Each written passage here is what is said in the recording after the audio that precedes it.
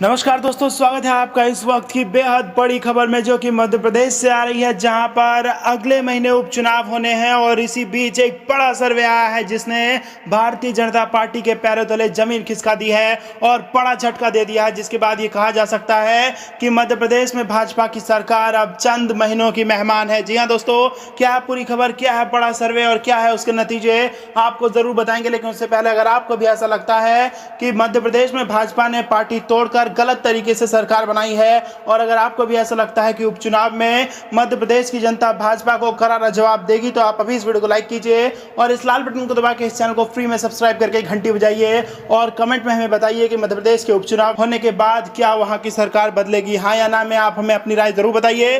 दरअसल दोस्तों, मध्य प्रदेश उपचुनाव से बेहद बड़ी खबर आ रही है। एक बड़ा सर्वे सामने आया है जिसके बाद भाजपा की नींद उड़ गई है। जी हाँ दोस्तों, मध्य प्रदेश में उपचुनाव की तारीखों का भले ही ऐलान ना हुआ हो, लेकिन मुख्य चुनाव आयुक्त ने साफ कर दिया है कि सितंबर के अंत तक चुनाव करवा लिए जाएंगे।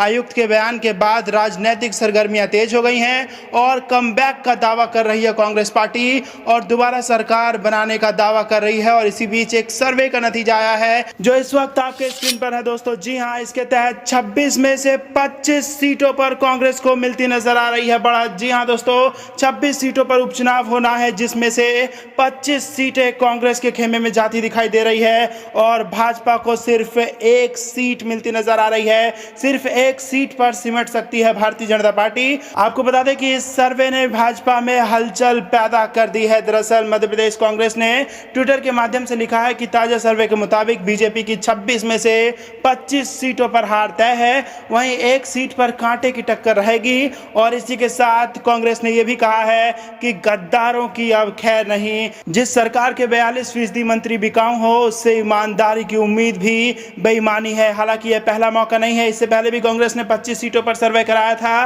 और ट्विटर के माध्यम से लिखा था कि सर्वे में बीजेपी को 25 में से एक सीट मिलना भी मुश्किल है। जी हां दोस्तों, बड़ा झटका भारतीय जनता पार्टी को लग सकता है। उपचुनाव में बीजेपी एक सीट भी जीत पाए, ये मुश्किल नजर आ रही है। इस वक्त की बेहद बड़ी खबर जो कि मध्य प्रदेश से आ रही है। आपको बता दें कि मध्य प्रदेश के उपचुनाव के नतीजे बहुत मायने रखेंगे और सरकार भी पलट सकते हैं मध्य प्रदेश के, और शिवराज सिंह चौहान को यह बड़ा झटका माना जा सकता है। और इसी के साथ गद्दारों का भी हिसाब मध्य प्रदेश की जनता कर सकती है। ज्योतिरादित्य सिंधिया को भी बड़ा झटका लग सकता है और सत्ता में कांग्रेस की वापसी हो सकती है। जी हाँ दोस्तों, ये बेहद बड़ी खबर। रुक करते हैं अगली बड़ी खबर की तरफ, जो कि फिर से मध्य प्रदेश से आ रही है, जहां पर दिग्विजय सिंह ने भाजपा को घेरते हुए कहा कि मोदी ट्रंप में अद्भुत समानता, दोनों का न लोकतंत्र न संस्थाओं में विश्वास। जी हाँ दोस्तों, इस प्रकार की तमाम बड़ी खबरों की गहराई में आपको ले जाएंगे। लेकिन उससे पहले दोस्तों, आप इस वीडियो को लाइक करना मत भूलिएगा और अपने लोगों तक इस वीडियो को शेयर करना मत भूलिएगा। रुख करते हैं अगली खबर की तरफ।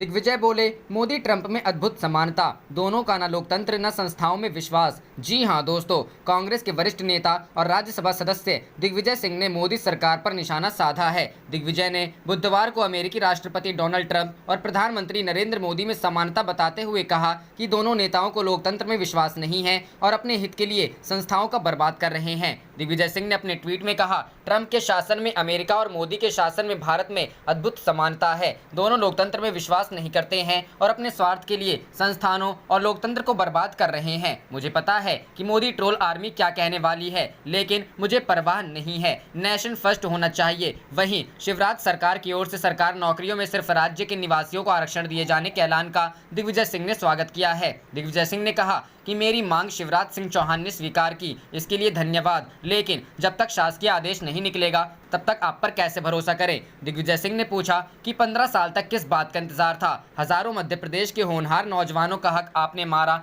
और व्यापम के भ्रष्टाचार के लिए कौन जिम्मेदार है? आप और केवल आप। गौरतलब है कि 9 अगस्त को दिग्विजय सिंह ने एक वीडियो शेयर करके रोजगार का मुद्दा उठाया था। दिग्विजय सिंह ने कहा था कि मध्य प्रदेश के बेरोजगारों की समस्या बढ़ती जा रही है। जिनके पास रोजगार था वे भी कोरोना संकट काल में बेरोजगार होते जा रहे हैं। कांग्रेस की मांग है कि शिवराज सरकार उन्हें को नौकरी में ले जिन्होंने 10वीं कक्षा मध्य प्रदेश से पास की हो, जैसा कि मेरे मुख्यमंत्री कार्यकाल में नियम था। रुख करते हैं अगली खबर की तरफ। रोजगार को लेकर केंद्र पर हमलावर राहुल गांधी बोले, नफरत फैलाने से बेरोजगारी और अर्थव्यवस्था के सत्यानाश का सच नहीं छिपा सकती सरकार। जी हां दोस्तों, कांग्रेस के पूर्व अध्यक्ष राहुल गांधी ने आज भी केंद्र की नरेंद्र मोदी सरकार पर हमला किया है। राहुल गांधी ने कहा कि केंद्र सरकार की गलत नीतियों की वजह से पिछले 4 महीने में 2 करोड़ से ज्यादा लोगों की नौकरियां चली गई, जिसके कारण इन परिवारों के सामने गंभीर संकट पैदा हो गई है। साथ ही राहुल गांधी ने फेसबुक मसले को लेकर भी तंज कसा कि सिर्फ झूठा प्रचार करने से कुछ नहीं होता, लोगों की जरूरतों के हिसाब से नीति निर्धारण और क्रियान्वयन करना होता है। राहुल गांधी ने ट्वीट कर कहा है कि पिछले 4 महीनों में करीब 2 करोड़ लोगों ने नौकरियां गंवाई हैं। 2 करोड़ परिवारों का भविष्य अंधकार में है। फेसबुक पर झूठी खबरें और नफरत फैलाने से बेरोजगारी और अर्थव्यवस्था के सर्वनाश का सत्य देश से नहीं छुप सकता। राहुल गांधी ने अपने ट्वीट के साथ एक खबर भी अटैच की थी, जिसमें अप्रैल 2020 से अब तक 1.89 करोड़ नौकरियां जाने का दावा किया गया है। वहीं कांग्रेस संचार विभाग के प्रमुख रणदीप सिंह सुरजेवाला ने इस संबंध में विस्तृत आंकड़े दिए और कहा कि अब सच्चाई जग जाहिर है। केवल अप्रैल-जुलाई 2020 में 1 करोड़ 90 लाख नौकरी पेशा लोगों की नौकरी गई। अकेले जुलाई माह में 50 लाख नौकरियां गई। खेती और कंस्ट्रक्शन क्षेत्र में 41 लाख नौकरियां गई। कुल 14 करोड़ से अधिक नौकरियां गई। भाजपा ने देश की रोजी रोटी पर ग्रहण लगाया। आपको बता दें कि बेरोजगारी को लेकर कांग्रेस पार्टी ने रोजगार 2 नाम से एक मुहिम चलाई हुई है और हर मोर्चे पर सरकार को घेरने में लगी है। बीते दिन पार्टी महासचिव प्रियंका गांधी ने भी प्रधानमंत्री नरेंद्र मोदी पर हमला बोलते हुए कहा था कि युवा शक्ति भारत की ताकत है और इन युवाओं को रोजगार की जरूरत है। सरकार को चाहिए कि वे रोजगार नष्ट करने वाली नीतियों के विपरीत युवाओं के लिए रोजगार के ज्यादा से ज्यादा अवसर खड़े करे। रोजगार दो, युवा भारत की मांग है। आपको बता दें कि राहुल गांधी इससे पहले भारत चीन सीमा विवाद, कोरोना महामारी से निपटने में सरकार की कथित नाकामी और पीएम केयर्स फंड जैसे मुद्दों पर सरकार पर हमला बोल चुके हैं। 16 अगस्त को ही सीमा विवाद मामले में राहुल ने ट्वीट किया था, प्रधानमंत्री के सिवा हर कोई भारतीय सेना की क्षमता और वीरता में विश्वास करता है, जिनकी कायरता ने चीन को हमारी जमीन लेने की अनुमति दी, जिनके झूठ से यह सुनिश्चित होगा कि वे इसे बनाए रखेंगे। रुख करते हैं अगली खबर की तरफ। भाजपा फेसबुक के पुराने संबंधों का हो रहा है खुलासा। कांग्रेस, जी हां दोस्तों, कांग्रेस ने कहा है कि फेसबुक और भारतीय जनता पार्टी के पिछले कई सालों से घनिष्ठ संबंध हैं और फेसबुक के माध्यम से लगातार नफरत तथा घृणा फैलाने से भाजपा ने लगातार राजनीतिक लाभ अर्जित करने का प्रयास किया है। कांग्रेस प्रवक्ता पवन खेड़ा ने मंगलवार को यहां संवाददाता सम्मेलन में कहा कि भाजपा के साथ फेसबुक के कितने मधुर तथा पुराने संबंध हैं और फेसबुक किस तरह से भाजपा के लिए लॉबिंग करता है, इसका पता जुलाई 2012 के एक मेमो से चलता है, जिसमें फेसबुक की एक महिला अधिकारी ने लिखा कि सरकार के साथ उस समय एक बैठक होनी थी जिसमें तत्कालीन केंद्रीय मंत्री कपिल सिब्बल को शामिल होना था। इस बैठक में भाग लेने वाले भाजपा के सांसदों को फेसबुक की प्रमुख अधिकारी अंकित दास ने सलाह दी थी कि उन्हें मंत्री के सामने सिर्फ इतना कहना है कि मामला न्यायालय के विचाराधीन है, इसलिए इस बारे में कोई बात करना ठीक नहीं है। उन्होंने कहा कि पैरेसी पर सरकार को एक कानून बनाना था और न्यायमूर्ति शाह को इस समिति के सदस्यों द्वारा पैरेसी कानून तैयार करने के लिए काम चल रहा था। भाजपा की फेसबुक से तब भी जबरदस्त साठगांठ थी। फेसबुक ने भाजपा के लिए इतनी जबरदस्त लॉबिंग की कि उसके सहारे भाजपा सत्ता में आई। अब अनुमान लगाया जा सकता है कि जब यह पार्टी विपक्ष में रहते हुए इतनी लॉबी कर सकती है तो सत्ता में आने के बाद उसकी क्या स्थिति होगी, इसका अनुमान लगाया जा सकता है। प्रवक्ता ने कहा कि प्रधानमंत्री नरेंद्र मोदी ने 26 मार्च 2018 में पार्टी के सांसदों की बैठक में कहा कि फेसबुक में कम से कम 3 लाख लाइक एक व्यक्ति से मिलनी चाहिए। यह चुनाव में टिकट पाने के लिए यह शर्त थी कि यदि टिकट चाहिए तो आपके फेसबुक में 3 लाख से ज्यादा लाइक होने चाहिए। चुनाव संबंधी बैठक में सितंबर 2018 में गृह मंत्री अमित शाह ने सोशल मीडिया कार्यकर्ताओं को संबोधित करते हुए राजस्थान में कहा था कि वह चाहते हैं सोशल मीडिया के माध्यम से वह काम पूरा हो जाता है। भाजपा के इस तरह के कई उदाहरण भाजपा के फेसबुक से रिश्ते की मौजूद हैं। उन्होंने कहा कि चुनाव आयोग मतदाता जागृति के लिए फेसबुक के साथ गठबंधन करता है और लोगों को फेसबुक के जरिए मतदान के बारे में जागरूक करने के लिए समझौता करता है, लेकिन 1 साल बाद मार्च 2018 में तत्कालीन चुनाव आयुक्त ओपी रावत कहते हैं कि फेसबुक के साथ किए गए गठबंधन की आयोग की समीक्षा करने की बात करते हैं और कहते हैं कि इस गठबंधन से डाटा प्रभावित हो सकता है, लेकिन इसके 4 दिन बाद वही चुनाव आयुक्त कहते हैं कि गठबंधन कायम रहेगा। रुख करते हैं अगली खबर की तरफ।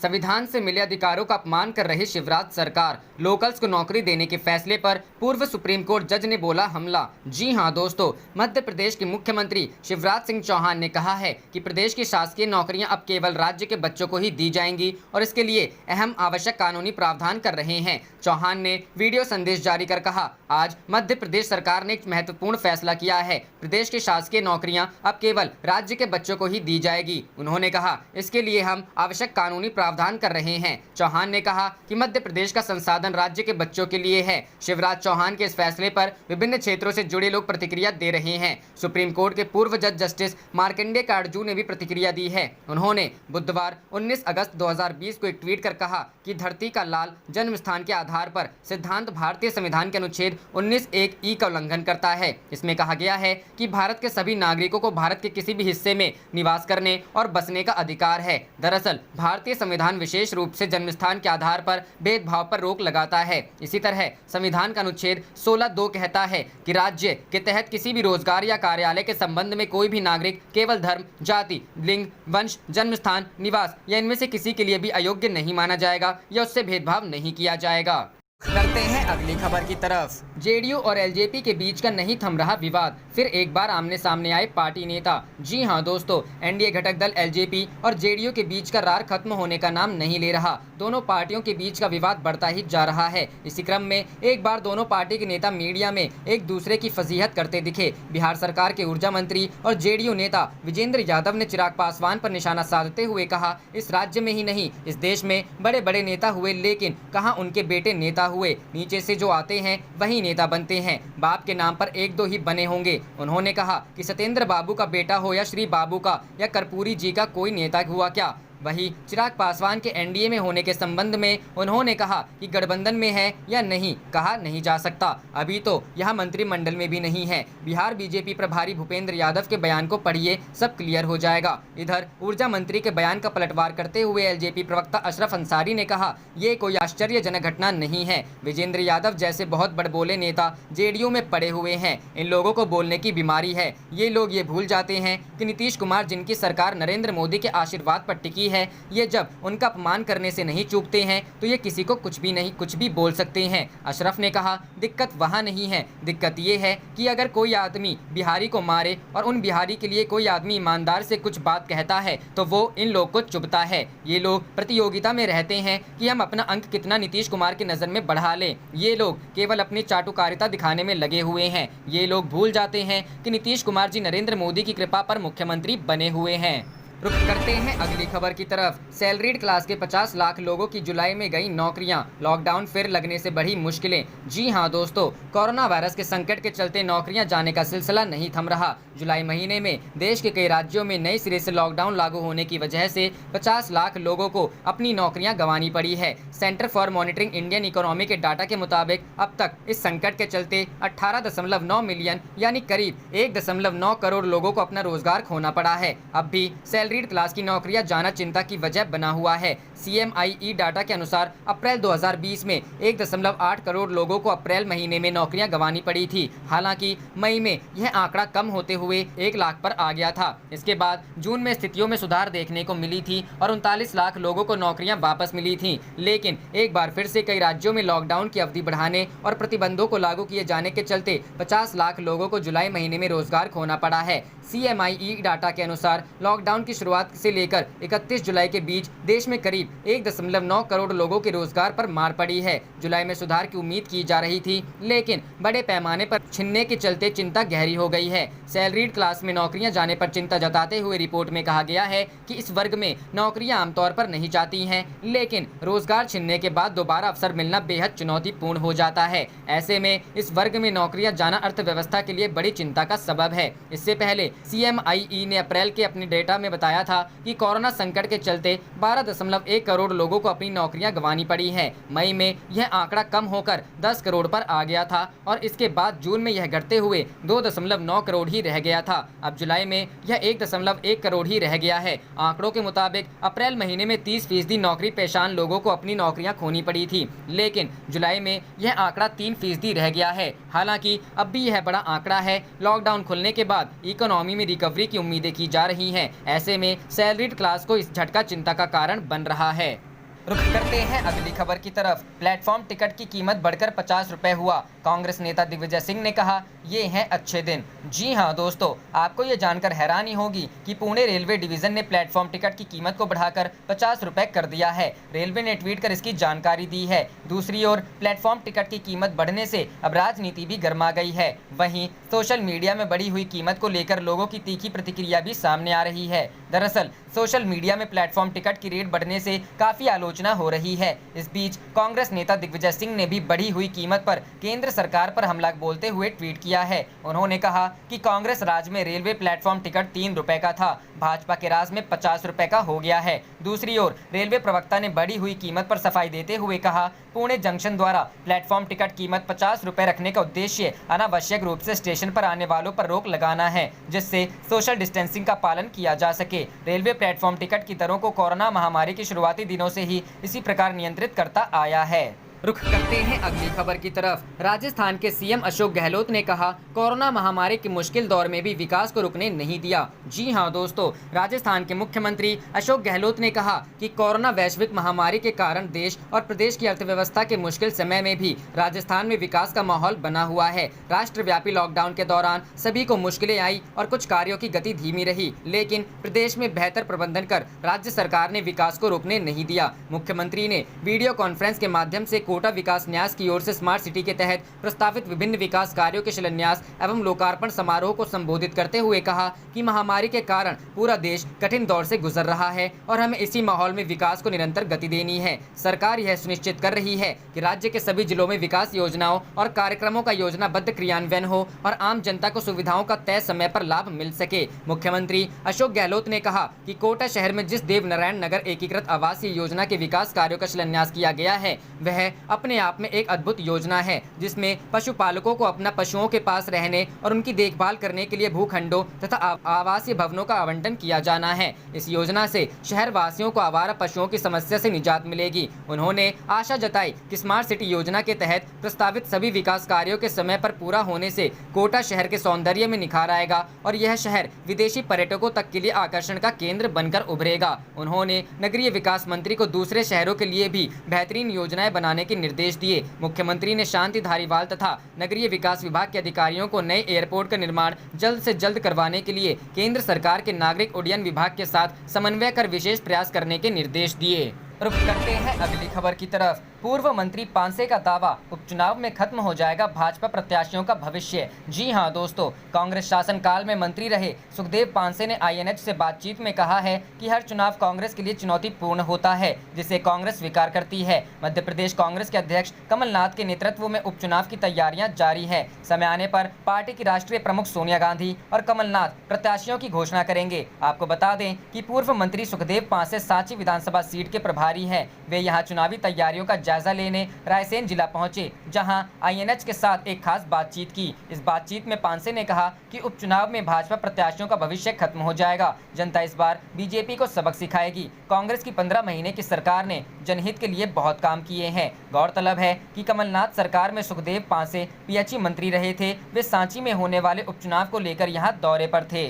रुख करते हैं अगली खबर की तरफ। यूपी के बीजेपी विधायकों ने दिखाए बागी तेवर, योगी सरकार के खिलाफ उठाए सवाल। जी हां दोस्तों, उत्तर प्रदेश में योगी सरकार की कार्यप्रणाली पर योगी के सिपह सलार ही अब सवालिया निशान उठाने लगे हैं। कोई विधायक खुलेआम बयानबाजी कर रहा है तो कोई ट्विटर और अन्य सोशल मीडिया प्लेटफॉर्म पर अपनी नाराजगी जाहिर कर रहा है। ऐसा नहीं है कि किसी एक विधायक ने अपनी सत्ताधारी सरकार की कार्यप्रणाली पर सवालिया निशान उठाया हो। ऐसे कई विधायक हैं जिन्होंने पिछले दिनों उत्तर प्रदेश की योगी सरकार पर सवाल खड़े किए। लखीमपुर में हर्ष फायरिंग में हुई मौत के मामले में एक इंस्पेक्टर द्वारा सानू खान नाम के एक आरोपी को बचाने का मामला सुर्खियों में आया, तो इस घटना को संज्ञान में लेते हुए योगी के गढ़ गोरखपुर के सदर विधायक डॉक्टर राधा मोहनदास अग्रवाल ने ट्वीट कर पुलिस की कार्यप्रणाली पर सवाल उठाए। उसके कुछ घंटे बाद उत्तर प्रदेश के DGP का कॉल विधायक राधा मोहनदास के पास आया और उस कॉल के बाद दोबारा राधा मोहनदास अग्रवाल ने ट्वीट किया कि मामला DGP के संज्ञान में है, देखना है कि कार्रवाई में क्या प्रगति होती है। बता दें कि लखीमपुर से विधायक मोहनदास अग्रवाल का कोई वास्ता नहीं है और दोनों के बीच दूरी भी 300 किलोमीटर की है।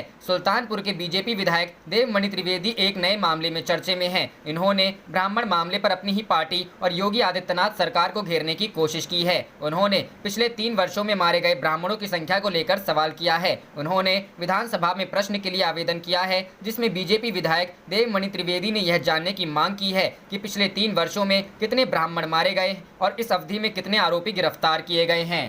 करते हैं अगली खबर की तरफ। फेसबुक भाजपा के साथ मिलकर मनमोहन सरकार को हटाने का कर रहा था षड्यंत्र। जी हां दोस्तों, देश की राजनीति में फेसबुक की भूमिका को लेकर उठे विवाद ने आज उस समय नया मोड़ ले लिया जब यूपीए सरकार के तत्कालीन सूचना प्रौद्योगिकी मंत्री कपिल सिब्बल की विपक्षी दलों के साथ होने वाली गोपनीय मीटिंग से जुड़े दस्तावेज सार्वजनिक हो गए। इन दस्तावेजों के आधार पर कांग्रेस ने अपने हमले को तेज करते हुए आरोप लगाया कि यूपीए सरकार को सत्ता से बेदखल करने के षड्यंत्र में फेसबुक भाजपा के साथ मिलकर काम कर रहा था। इन दस्तावेजों के सार्वजनिक होते ही राहुल ने हमलावर अंदाज में ट्वीट किया, पक्षपात। आप देख रहे थे आपका अपना चैनल जय हिंद जय भारत।